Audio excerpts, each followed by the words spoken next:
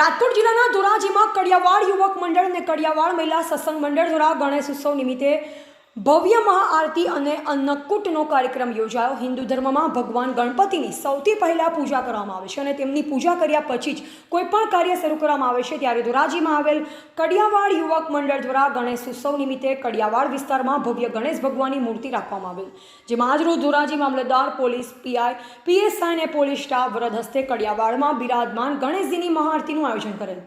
સાથોસાથ કડિયાવાડ યુવક મંડળ અને મહિલા સત્સંગ મંડળ દ્વારા દરેક ધાર્મિક તહેવારો ભવ્યાતિભવ્ય રીતે ઉજવવામાં આવે છે।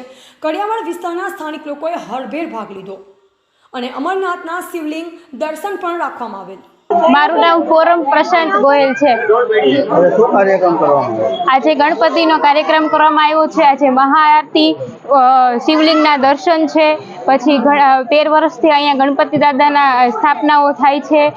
બધી બૈરાઓ, કાર્યકર્તા ભાઈઓ અને બધા લોકો સાથ સહકાર આપે છે।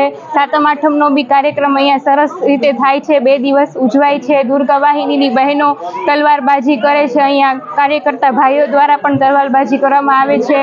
અને આજે અન્નકૂટના બી દર્શન છે અને અમરનાથના બી આજે દર્શન છે।